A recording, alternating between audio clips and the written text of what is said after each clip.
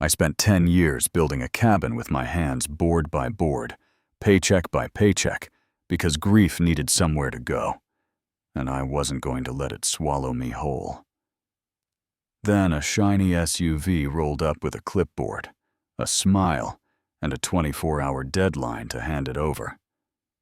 And yeah, that happened. What they didn't know is I carry a badge.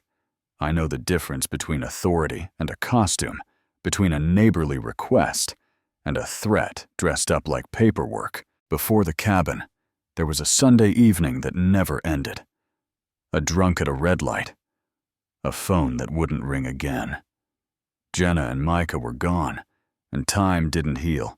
It just stacked up like unpaid bills. A year later, I opened a beat-up box labeled camping gear and found Micah's little brass compass. The needle settled north, and so did I. I bought a scrap of land in North Fork County, Montana. No road worth its name, no cell unless the wind leaned right. Just pines, cold blue water, and a rusted survey stake that looked as tired as I felt. I told myself I wasn't building a house, I was giving pain a job. First summer, I cleared brush. Second year, I dug footings and mixed concrete by hand. Not because it's romantic, but because I was broke and stubborn.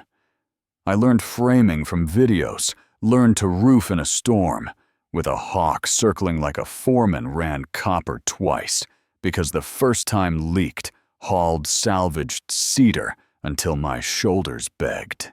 By year 7, I had solar that behaved spring water filtered sweet, a skinny boathouse, and a dock that pointed straight at quiet.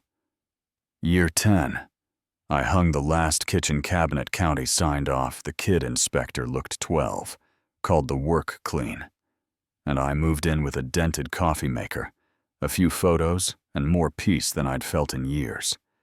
I screwed a sign to a cedar post that read, "Private land built by hand. Trespassers will be politely asked to leave." Humor mostly. Morning. 2 tires crunched on my gravel, and a black SUV slid in like a commercial. Out steps Sabrina Holt, slate blazer, clipboard smile, 2 board pals in tow, handing me a pamphlet that said, "Pine Ridge Meadows, Community. For tomorrow, Welcome to the neighborhood," she says. And I tell her I'm not in it. She laughs like a seminar and explains their updated plat. Shows my place as a shared amenity, the Pine Ridge Lake House Eco-Forward. Very Instagram. And if I could vacate in 24 hours, they'll start repainting in community colors.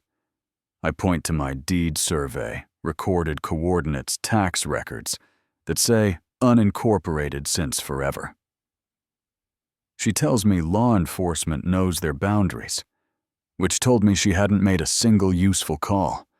They left in perfect door-closing harmony, and I stood on the porch with coffee cooling and a steady heartbeat. Because when someone declares war with a smile, you don't shout. You prepare. I printed everything into a binder big enough to stop a door called Ruth Pennington, retired DA who likes winning more than golf, and she said what I already knew, unless I signed into their umbrella. They were whistling document everything cameras on, save every letter. That night, a drone buzzed the roof HOA teal sticker flashing like a dare.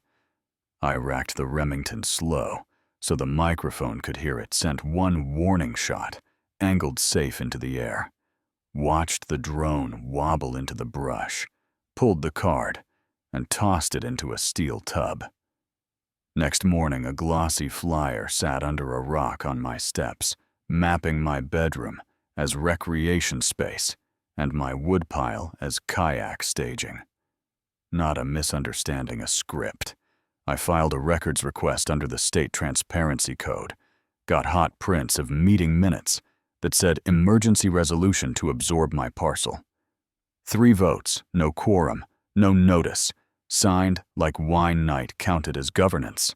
A week later, 3 guys in khaki with Pine Ridge Patrol stitched where a badge would be tried an enforcement action on my porch clipboard up like it was authority, and I told them calmly, I'm a state investigator. They're not law enforcement.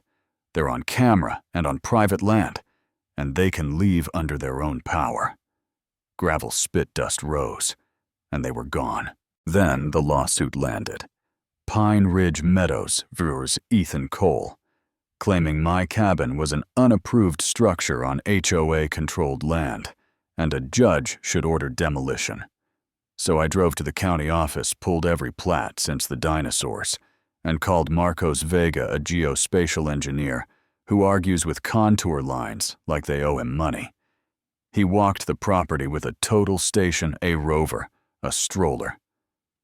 The talk to satellites muttered for 6 hours, then handed me a file. My line is airtight. The HOA boundary ends 1,200 feet west of my dock.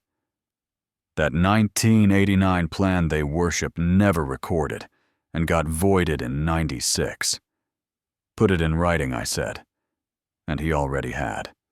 Coordinates, timestamps, license number in font. You could see from space. Ruth filed our counterpunch. Fraudulent claim misrepresentation, civil trespass coercion. And Pine Ridge switched from loud to sneaky. Late-night hang-up calls. A robot voice saying, "You should have left an envelope stuffed with printed emails," supposedly from me complaining about kids on bikes and barking dogs. 2 problems for them. 1 email carried an auto-signature that traced back to the HOA office account, and my mailbox camera caught a 5-6 figure in a hoodie at 2:41 a.m. Sliding that envelope in. A digital forensics pro.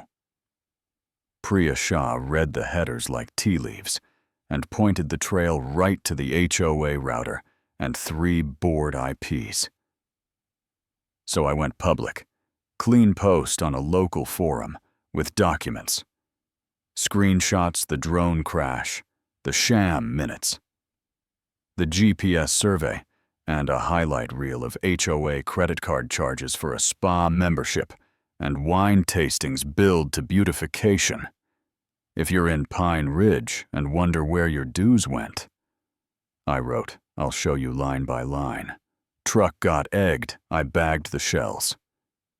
You know what I mean. Court felt like old carpet and rules that still mean something. Judge Eleanor Drake asked the kind of questions that start small and end where truth lives. Pine Ridge's lawyer held up the 1989 map. Like a relic said. Administrative delays said it remained in effect for their purposes, and the judge repeated their purposes with a look that said, here. Sabrina poured concern on the stand, talked about harmony and safety, and my unfortunate hostility.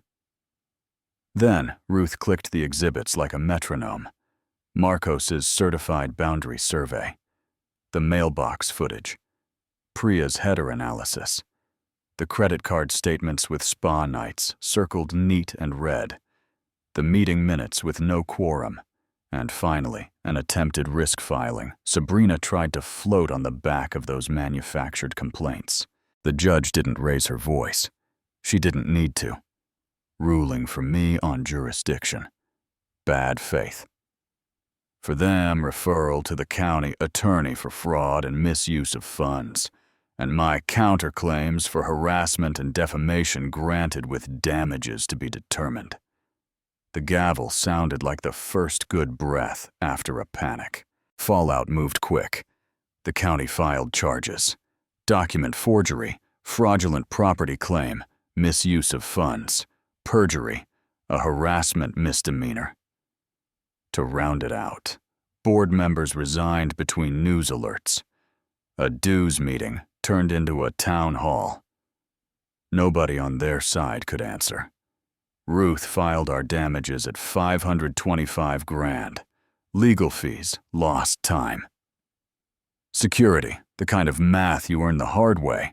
And Pine Ridge didn't fight hard because Sabrina had more immediate problems like bail conditions and a 10-year ban from touching other people's money. She pled down, got community service and restitution, and last I heard, she's doing admin at a pest control outfit in Utah. Fitting. Me, I replaced deck boards. I'd scuffed pacing, sealed the rails, hung a second sign next to the first that reads no trespassing. Not Pine Ridge. Not ever. Nights went quiet again, the lake breathing easy. A kid brought my original sign back like a trophy he found. Asked if I'd put it up again. No question. Winter glassed the water early. I stood on the dock and said Jenna's name, then Micah's, and the air made room for it. A buddy came up with a bottle.